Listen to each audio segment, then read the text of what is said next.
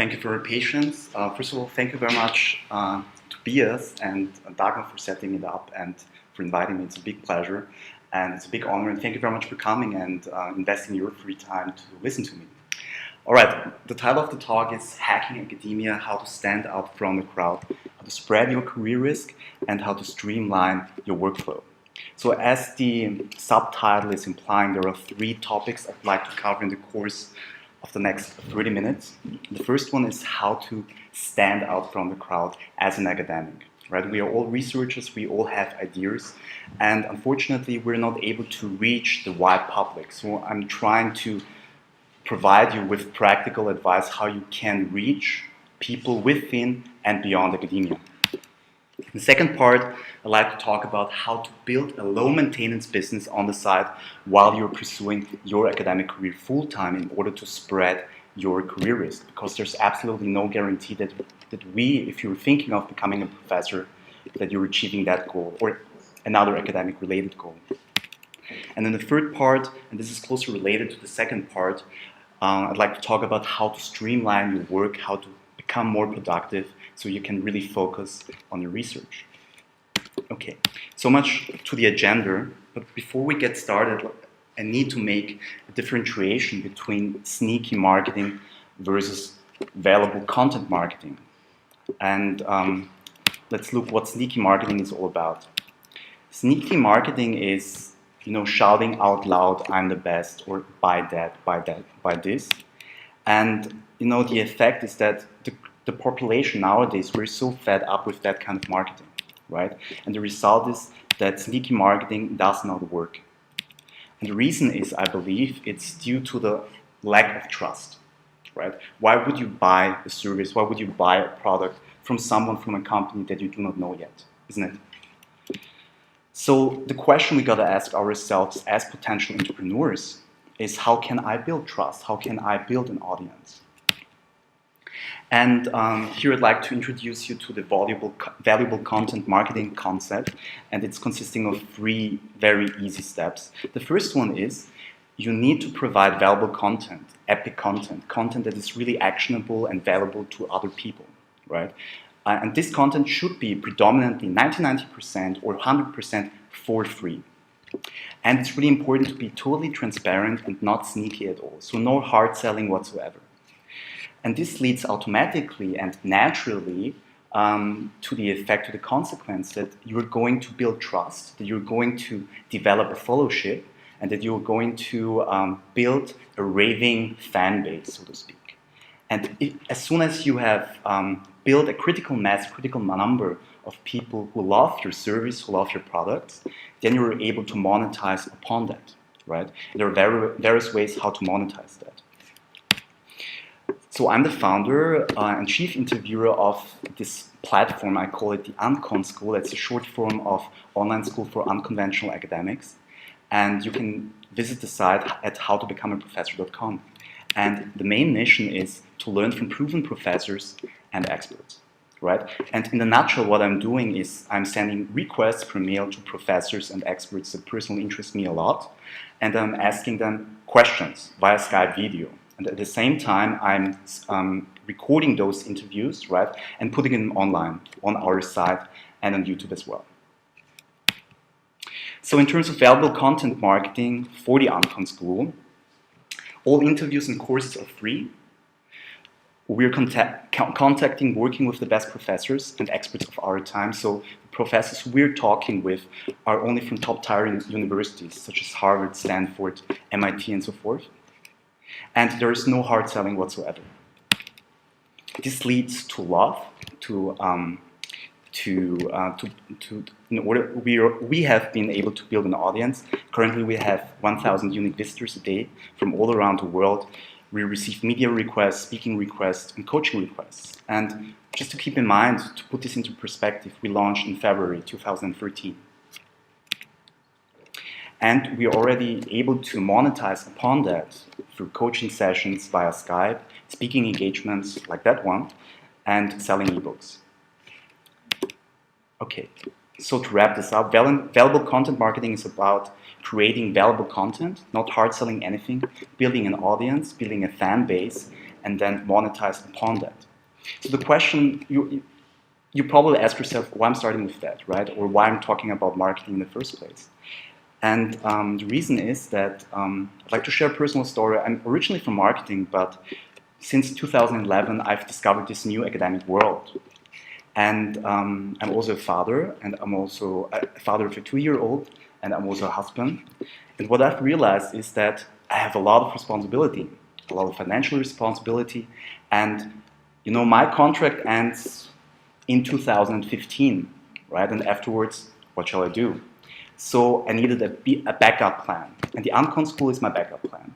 So I'm earning money, but at the same time, I'm providing value. That's the goal. So let's move on to the core content of this course, of this presentation, how to stand out from the crowd, how to spread your research ideas, your original ideas virally. And this is especially important, you know, the first time I've been conducting my research, writing a research paper, and finally publishing a paper, this process took 1 year and several months, isn't it? So you're investing so much time, and then I asked myself, how many people are reading my research, right? I guess not so many. So there is, from a marketing business standpoint, there is an odd ratio between input and output, isn't it? So what I'm interested in personally, but also as a former marketing manager, is how can I reach more people, right? And I'd like to give you 3 practical, actionable advices in order to reach more people with your research ideas. Hopefully they work. So the first thing you got to do is to develop a mindset of Rupert Murdoch, to develop a mindset of media mogul, right? Rupert Murdoch, he is the owner of a big media conglomerate consisting of newspapers, TV stations, and movie production companies. And if he has a political agenda, or if he has an idea that he wants to spread, he's able to do that. But I'm telling you, you're also able to do that, right? Because the internet gives everybody the opportunity not only to create content, but to publish content at no costs. And the incredible thing you have to keep in mind is that your content becomes searchable and therefore findable for every single person around the world 24/7 on 365 days a week. And this is an incredible power because there are no gatekeepers anymore, right? So just develop that mindset. It's mind-boggling. Number 2. So the Uncon School is the idea. It's an abstract idea to learn from proven professors and experts, right? And if I would ask you in 1 month, chances are many people don't know it, or some people know it, but the chances are now higher that you can remember. Why? Because you associate the Uncon School with my face, right? So what I'm trying to say here is that give your abstract idea a face, right? Because people tend to trust and remember faces more easily than an abstract idea. Makes sense, right? Let's engage you a little bit. Bill Gates, what is the thing, what is the company, or what do you connect with Bill Gates? Microsoft, there we go. Okay, Microsoft, isn't it? Okay, it gets a little bit trickier, okay? Let's go back in time, right? 5 years ago. When I say Lance Armstrong, what would you associate with Lance Armstrong? No, not yet. 5 years ago. Right, Tour de France winner, multiple Tour de France winner. He's a professional cyclist. There we go. All right. Nowadays, we rather think of doping, isn't it? But I'd like to end with a positive note.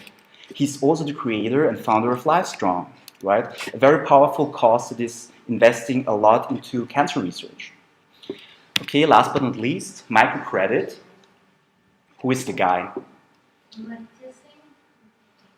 Muhammad Yusuf, right? He's the recipient of the Nobel Peace Prize, right? So it works either way. And my point is here that if you have an idea that is worth spreading, put yourself out there. It's not about personal branding or feeding your inner ego. It's really about the idea, and your goal needs to be to spread your idea, and that the idea is reaching as many people as possible. So if you want that, if you want to achieve that, one very simple strategy is to give your idea a face and tell everybody, okay, I'm the ambassador of that idea. I'm the author of that idea. Number 3, utilize YouTube. YouTube is the second largest search engine in the world. It's owned by Google. And what many people do not know is that it's far more easier to get to become found on YouTube than on Google. Because on YouTube there are just videos, and on Google there's everything, right? So if you want to spread an idea, create a fun video on YouTube, put it online, and chances are higher that you're getting found on YouTube and Google at the same time. All right, so this is a screenshot of a video this is how our videos look like. It's a split screen, everything done with Skype. And this video alone lasts 40 minutes, right? It was an interview with Professor Susan Carey. She's a professor of psychology at Harvard.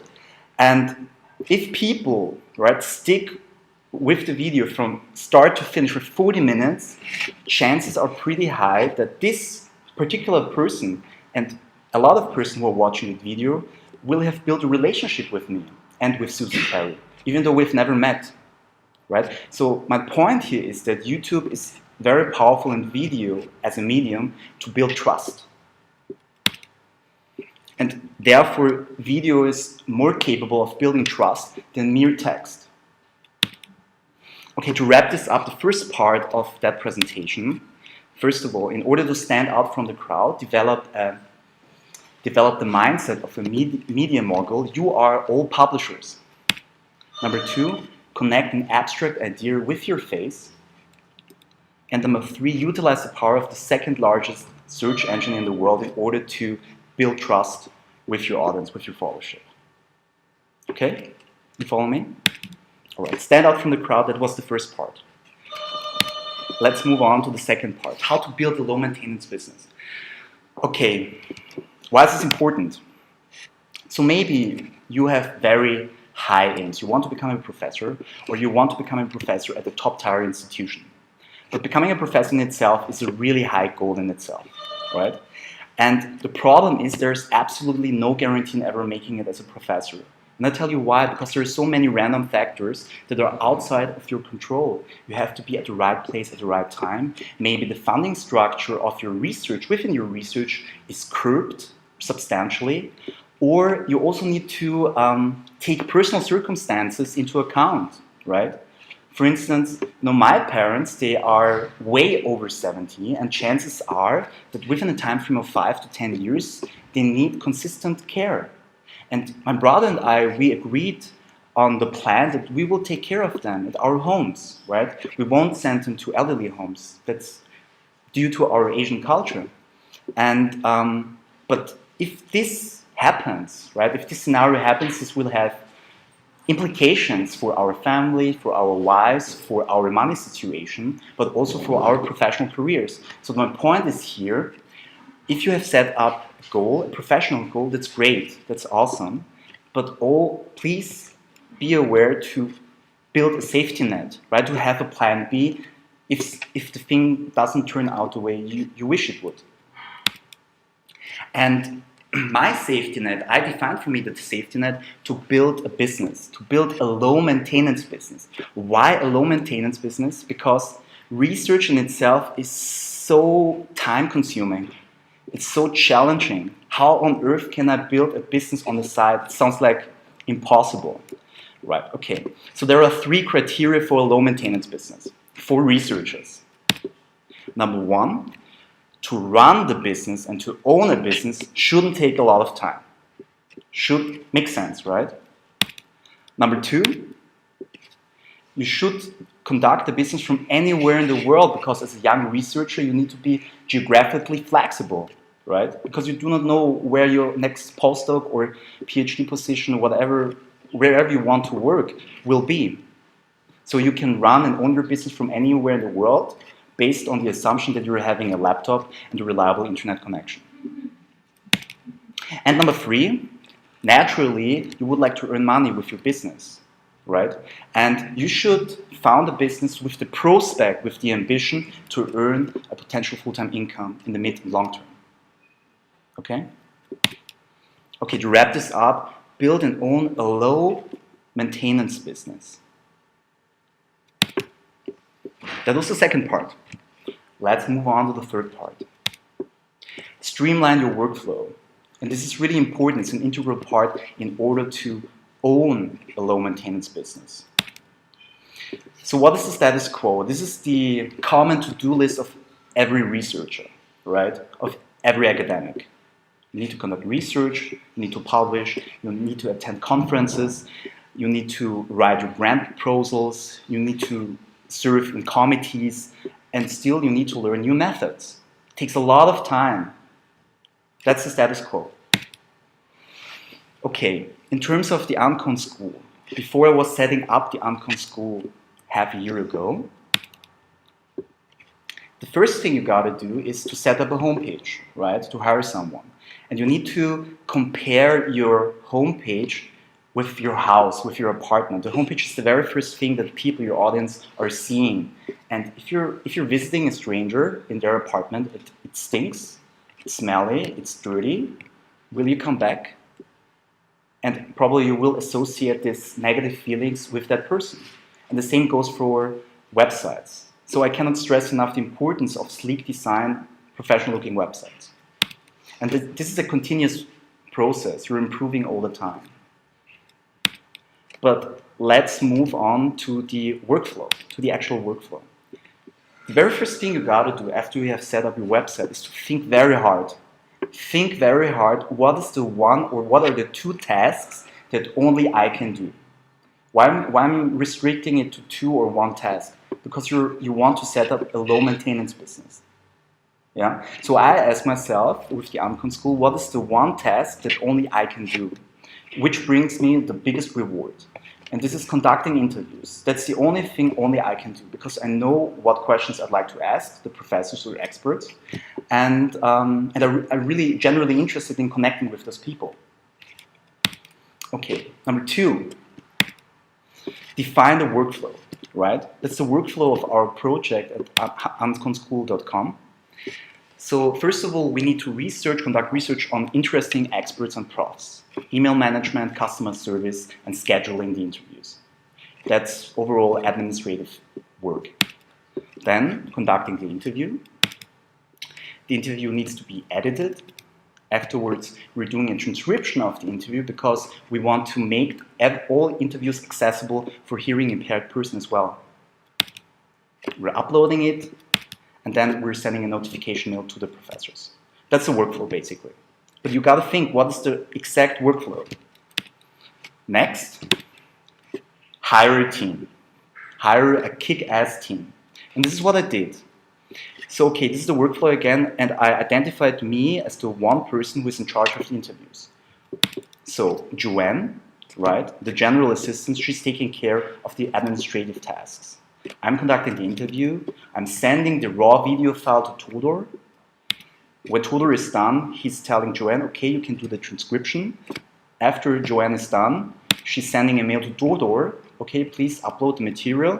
And as soon as Tudor is done with that, he's sending Joanne a mail and telling her, okay, you can send the notification mail to the profs. What I'm trying to say here, my point is that I'm involved here only with the interview, right? After the interview is done and it's sent to Tudor, it's automated.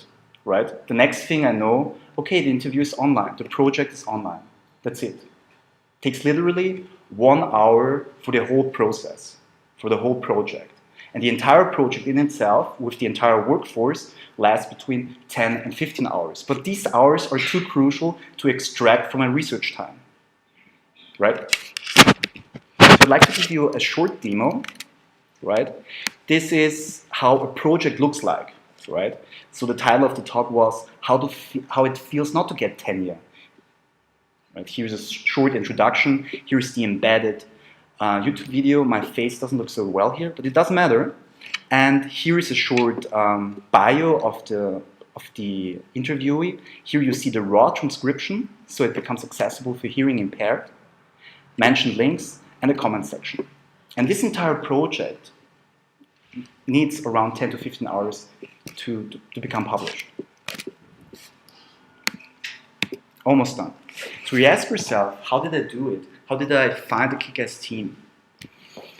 There are two websites. It's called Odesk and elance.com. And those are virtual job websites. Right? There are thousands of people who are offering their services and their workforce. And there you can get any kind of work done that can be accomplished with a computer and an internet connection. Starting from transcription work, to translations, to design work, even to writing a business plan. Everything is possible.